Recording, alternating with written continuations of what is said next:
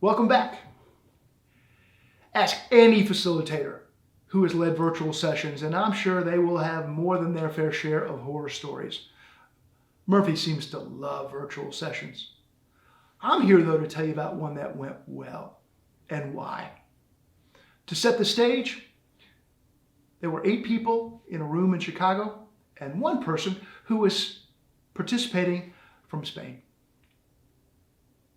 As I reflected on why this went so well, I realized there were 6 best practices that really set the stage. I'd like to share each one of those in turn. One of the first things we did was set up ground rules specifically to reflect that we had a virtual participant. One in particular that proved to be helpful was 1 conversation at a time. Because if you have ever been remote in a room full of people that were all talking at the same time, you can only imagine how helpful that was. Second was we used tech that was simple to set up and robust in practice. In particular, in this session, we used Zoom and an OWL 360-degree mic and camera, so that as the conversation shifted from one person to the other, she was able to hear and see everything going on.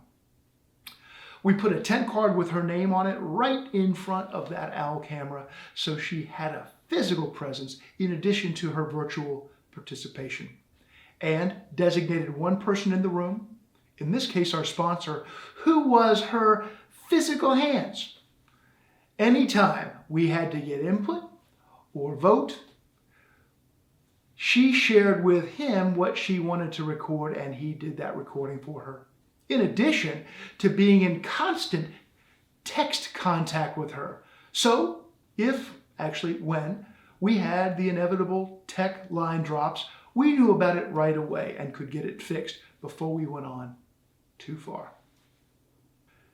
For input, I did a lot of round robins, so we had 1 person speaking at a time, and we often started with her so that we could ensure that we didn't lose her in the conversation. And then the last thing we did was this.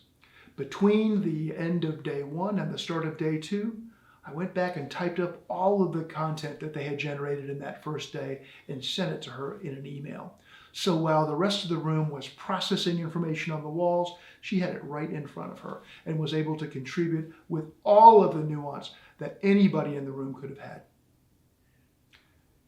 As I reflect back on those best practices, I realized they were the reason that this was such a flawless session. I believe I'll be using virtual tools for virtual participants much more frequently in the future, and I hope you will as well. Thank you.